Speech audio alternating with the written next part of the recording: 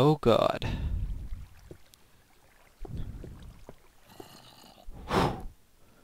Minecrafter's work is never done. Rain, rain, go away. Come again another day. Darn it, I always do that. So everyone, what's going on? Welcome back to another episode of me falling off these stairs because it's gotten more precarious since I mined out pretty much all the resources from the side of the cliff except for coal. It's pretty abundant. I don't really need it that much anymore. So what you just saw a moment ago was, well, something interesting I found, or at least interesting to me, and what I thought it was a double ravine. I'm wrong. It's a triple ravine. And it almost makes a triangle.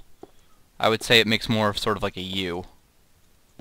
That, like, you bend the sides in or something like that.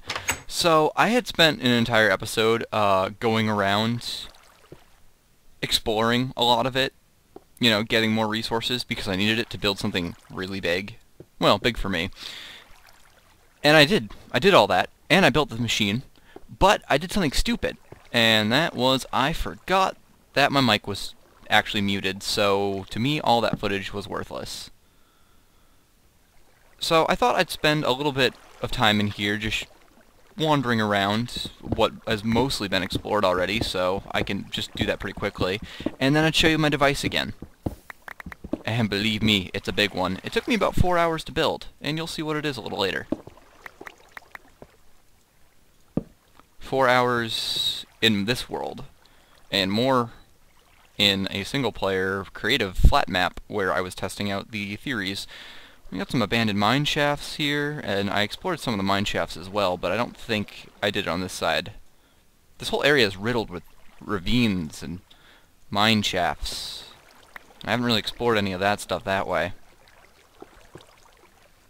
But I have explored most of the stuff down this way. So yeah, I could use a little bit more materials, since I just used up all of mine.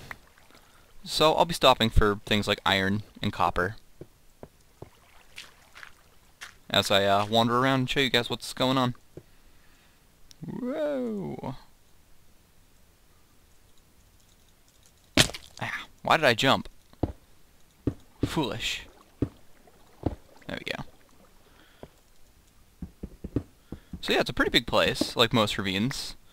It seems to extend, well, almost a bedrock level from, well, if I had to take a guess, I would say that's probably like Y50. So, pretty immense. And this is actually, I'm in ravine number 2. I was just, a second ago I was in ravine number 1. And you'll see what I mean about a triple ravine in just a moment. Because it's actually that, there's another ravine over this way. Actually, hang on. If I make a... Yeah. I guess almost like a U. You can hear zombies somewhere. Who the heck cares? They're probably up there.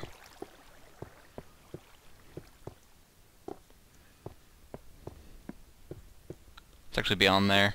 I have like 20-something of the things in this playthrough. Here's ravine number 3. Also extends quite far. Hey Sapphires, how's it going? Don't need you right now. So just chill out there. Maybe when I need you I'll come back.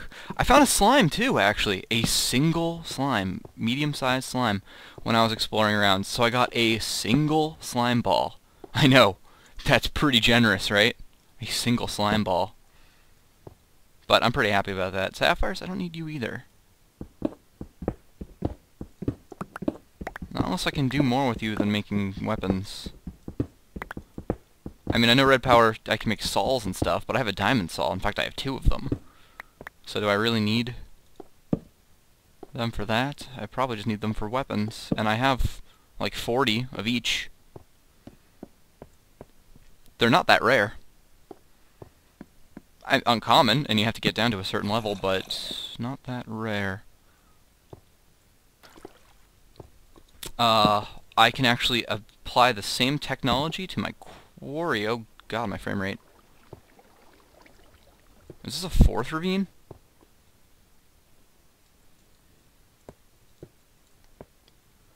Okay, maybe this is good. I don't know. We'll find out. Ever since Fraps had an update a little while ago that made it so that, you know, it was just an update. There was one cool feature added where it doesn't cut videos off at 4 gigabytes. But every so once in a while I notice that it tends to lower the frame rate drastically, and I think it's because it's having trouble creating a file.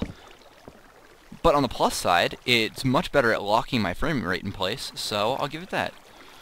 This is a 4th ravine. What in the world is going on? If that makes any sense. Hey, gold. I just get the stuff out of instinct. So far I have heard a zombie and encountered a single skeleton. You can bet when I was playing last night, everything was much more,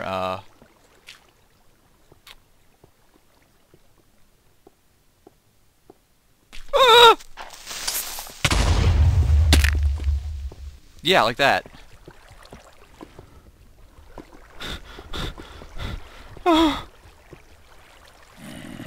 Oh, come on, not now. I just got frazzled beyond belief. This may be a 5th ravine. And that was very frightening. Okay. I'm gonna play it safe.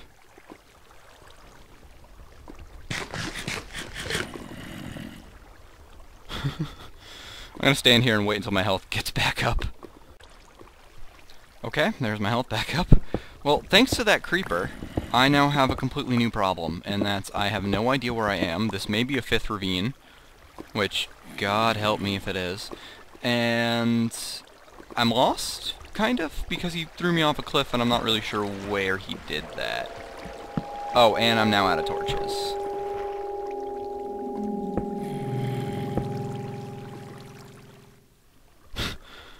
Okay, well this just went from me wandering around and nothing happening to, oh dear. One of those moments. Luckily I have a bucket of water, so once I figure out where I fell from, I could probably get back up there.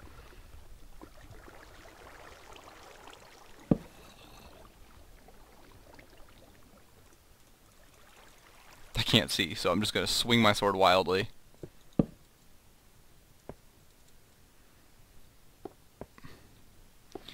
Well, might as well gather stuff while I'm down here too. Right? Although, man, I'm already well over the time if I was going to keep this in one solid clip of where I want to be. Was that it? Was that where he... Oh, there. Right there. Alright, torch on that side, because that's where I came from. I'm never going to remember that, but we'll try. At this point, I just need to light up everything I can. How many ravines are there? Too many. Too many ravines. Scary creeper. Do not do that to me again, creeper.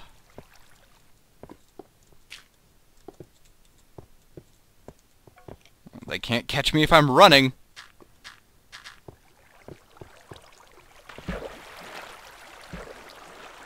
Okay, I remember stumbling into this ravine, but I do not remember where I came from and how I got in here the first time. This is where I was last time. All down there.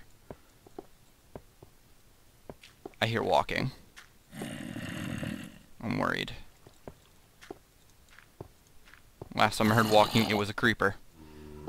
That's why I turned around after all. Alright, let's get out of here. There's my door. Alright, so next up I'll show you guys the device I made. Alright, so walking back down to the bottom of my quarry, you'll see that I have some solar panels hooked up. Quite a bit. Now normally this wire wouldn't be here, but I have done this for the time being because where that wire is going needs quite a bit of power, and that wire is just going to those ovens. Right. This is my tunneling machine. that I built, and tested it. And unfortunately, you didn't get to see the maiden voyage as I was figuring out the ins and outs of this device. But, yeah. It's pretty sweet. It moves this head up and down, it gathers resources, as you can see here, and it can go two ways. It goes forward and backward. So theoretically, as long as I had power, it could infinitely go one direction and get me materials. But of course, because you don't have all the power in the world, I have batteries. Originally, when I made this device last night and showing it off, I only had one battery here, which became a problem because eventually these engines would run out of power with only one battery. But because I was able to get some more materials, I made two more batteries, and then some batteries back here. And I'm actually pretty happy with this. It has a docking system, so these supports will stop it from going back too far. And, well, this is a detachable cable that has connected to the solar panels outside. So it can recharge while it sits in the home station, which is pretty nice. That battery's full, that battery's full, this battery has a little bit more to go. And if that battery is full, then the rest of them should be, which is nice. In addition, my machine can also deploy half slabs as it goes, so that the big area that I'm kind of mining out, you see it's covered in half slabs, which means mobs won't spawn down there, which is nice. And that's what this block breaker is for. Of course, since I'm taking it over, I'm about to set it off again, but I'm gonna actually disconnect the the deployers because I don't want to make my half slabs full slabs. So I'm gonna break that. Okay, well, there's gonna be a lot of clicks and noises, but here we go. Okay, I've lined up the deployer with where it last left off when I ran out of power. According to the batteries, we seem to, well, okay, that's not a good indication. That battery's more of an indication than anything. We seem to be doing okay. And, right, I'm going to turn it back on, and I'm going to show you guys what it looks like when it's mines. I dug a little bit ahead of it. So, don't leave torches in front of where you last left off. That's pro tip. And that's the forward. I hear lava, and I'm not really sure what happens if I hit lava, and I don't want to really find out.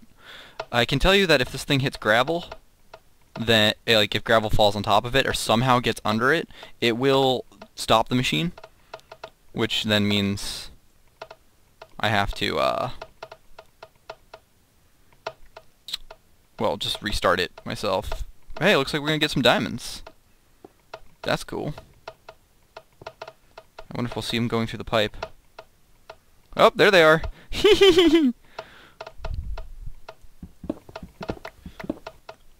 How's the battery doing? Pretty well, actually.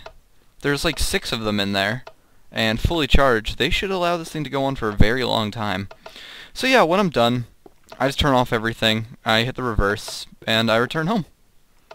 Job well done. When I'm going forward and I'm not using the up and down on this motion, I can decrease this timer from 5 seconds to, like 1 second and get there much faster. So everything is, I can play around with everything. And let's see what we got so far. Yeah, quite a bit of stuff going on. So it is sort of yielding resources already, although maybe not a lot. But I'm still pretty happy with it. And it's a lot of fun. So, everyone, that was this episode of my single player. And maybe next time, I'll do something more relaxing for me than being ambushed by creepers, no promises. Thanks for watching.